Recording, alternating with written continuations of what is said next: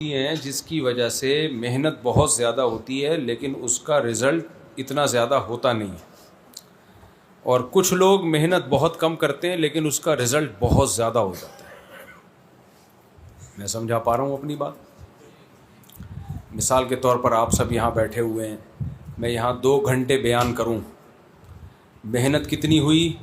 2 گھنٹے مسلسل بولنے کی، اس کا فائدہ کتنوں نے اٹھایا؟ 100 سے 50 سے لے کے بولیں 100 آدمی، ایسا ہی ہے نا؟ لیکن میں یہی بات 5 منٹ میں کروں لیکن سوشل میڈیا استعمال کر کے فیس بک یوٹیوب پہ وہ بات ڈال دوں، محنت کتنی ہوئی؟ 5 منٹ کی، فائدہ اٹھائیں گے 5 لاکھ آدمی۔ سمجھ میں آ رہی ہے بات کہ نہیں آ رہی؟ تو ہم لوگ یہی کچھ کر رہے ہیں۔ ہمارے مدارس الحمدللہ آباد ہیں، اللہ اور آباد رکھے۔ یہ پوری دنیا میں یہ مدارس کسی کے پاس بھی نہیں ہے ہمارے علاوہ، یہ نظام ہے ہی نہیں کسی کے پاس۔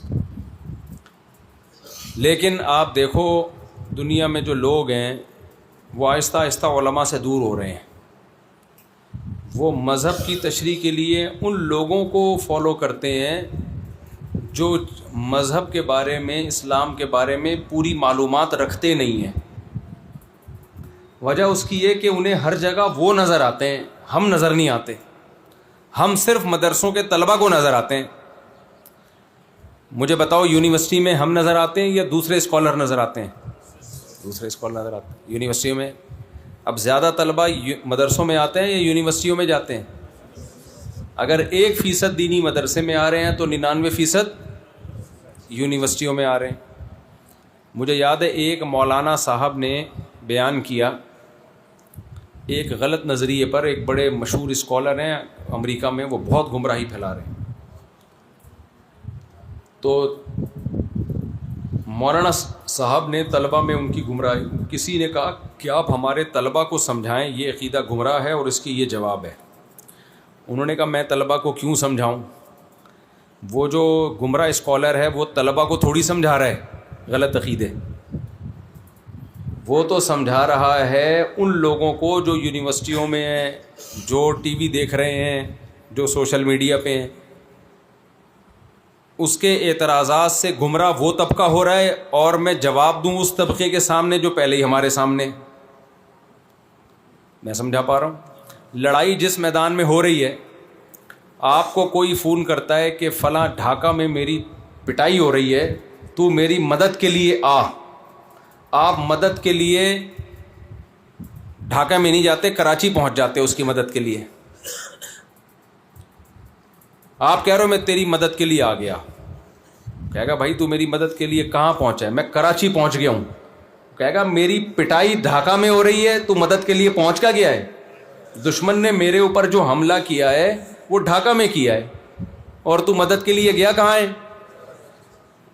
تو گمراہ اسکالر وہ جس میدان میں ہم سے لڑ رہے ہیں وہ سوشل میڈیا کا میدان ہے، وہ مدرسوں کا میدان نہیں ہے۔ ہم جواب میں ان سے لڑائی کہاں کر رہے ہیں؟ مدرسوں میں۔ تو ہم ان کا مقابلہ کر سکیں گے؟ نہیں آ رہی میرے خیال ہے بات؟ نہیں ہوگا مقابلہ۔ تو جس فیکٹری میں مال تیار ہوتا ہے نا، وہ مال گودام میں پڑا رہے گا تو خراب ہو جائے گا، وہ مال مارکیٹ میں جائے گا تو بکے گا۔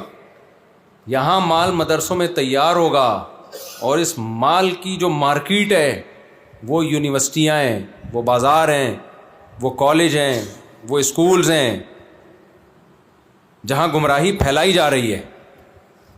تو اس لیے مدرسوں کے ساتھ ساتھ 2 چیزوں پہ آپ نے بہت محنت کرنی ہے۔ ایک اسکول کھولنے ہیں تاکہ قوم کا جو دیکھو مقاصد پہ، مولانا ابو الحسن علی ندوی رحمۃ اللہ علیہ فرمایا کرتے تھے مقاصد پہ کوئی سمجھوتا نہیں ہوگا، مقصد تک پہنچنے کے ذریعے وہ ہر دور میں چینج ہوتے رہیں گے۔ ہم کیا کرتے ہیں؟ ذریعے کو مقصد بنا لیتے ہیں، مقصد کو ایک طرف رکھ دیتے ہیں۔ ہم جو مدرسوں میں پڑھتے ہیں، ہمارا مقصد پڑھنا پڑھنا ہے یا اسلام کو دنیا میں غالب کرنا ہے؟ اسلام کو دنیا میں غالب کرنا ہے۔ تو اگر اسلام کو دنیا میں غالب کرنا ہے تو 99% بچے تو اسکولوں سے نکل کے جاتے ہیں.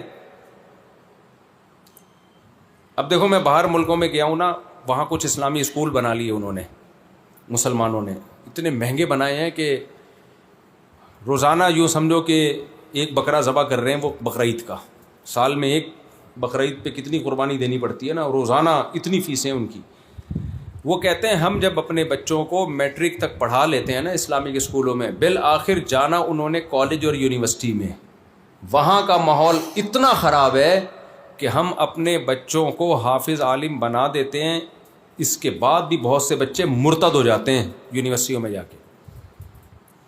تو وہاں مسلمانوں کو چاہیے تھا نا کہ اس کی پہلے سے پلاننگ کرتے کہ بھائی کالج بھی ہم بنائیں, یونیورسٹیاں بھی بولو ہم بنائیں, کرنی چاہیے تھی نا. لیکن کیا ہے, ہم اس پہ خوش ہوتے ہیں ہر سال ہمارے مدرسوں سے اتنے علماء نکلتے ہیں. بھائی نکلتے ہیں, بڑے فخر کی بات ہے, شکر کی بات ہے.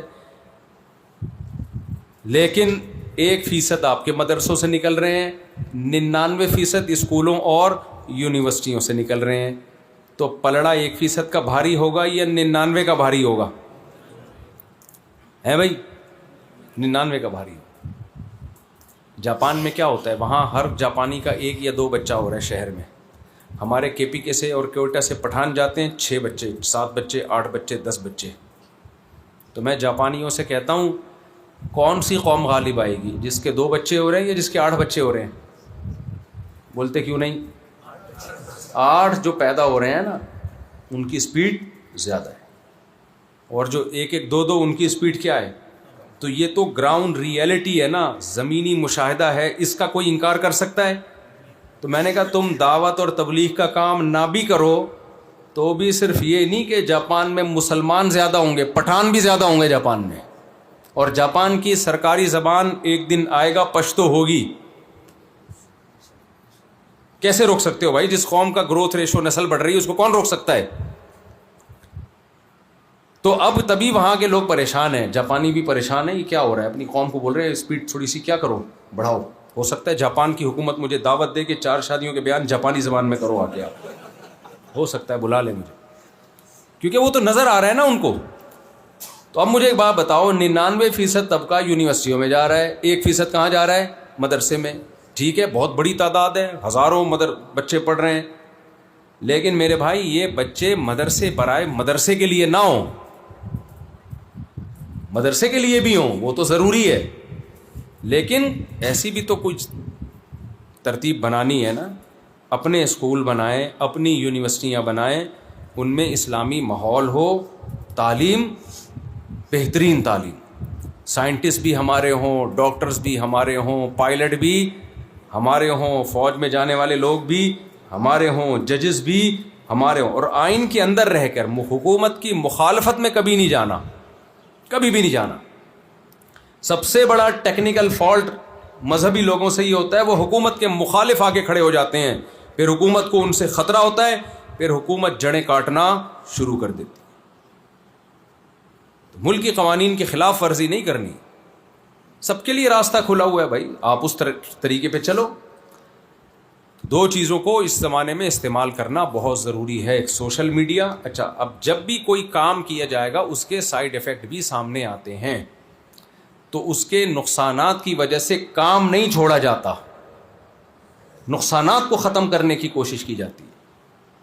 جامعۃ الرشید میں ہم نے جب طلبہ کو انگلش سکھانا شروع کی نا, تو طلبہ میں کہ اسٹائل چینج ہونا شروع ہو گئے. عربی میں ایک روحانیت ہے, عربی زبان میں جب تک عربی سیکھ رہے تھے نیک شریف شرفا, جیسے انگلش سیکھنا شروع کیا اسٹائل مارنا شروع کر دی انہوں نے, بالوں کی کٹنگ, یہ وہ عجیب سے انگریزوں والے اسٹائل آ گئے ان کے.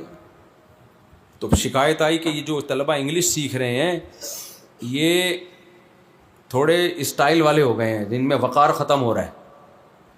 تو اب یہ تھوڑی کہ انگلش سکھانا چھوڑ دیں ان کو, بھائی بین الاقوامی زبان ہے.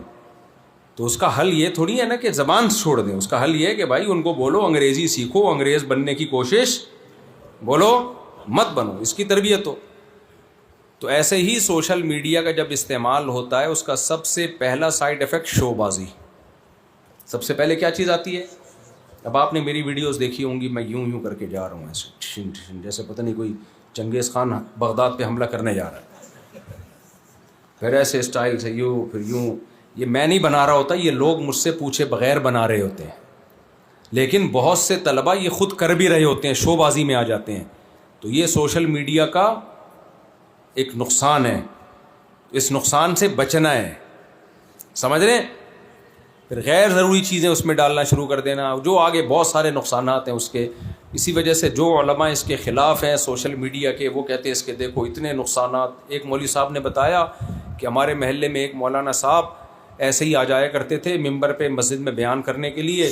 جب سے انہوں نے ویڈیو بنانا شروع کیے، نہا دھو کے استری کر کے آتے ہیں بیان کرنے کے لیے. وہ کہنے لگے یہ کیمرے کے نقصانات. میں نے کہا چلو اس بہانے نہا لیے، کیا خیال ہے بھائی؟ اس بہانے نہا لیے، اللہ کا شکر ادا کریں. تو نقصانات سے بچنے کی کوشش کرنی چاہیے.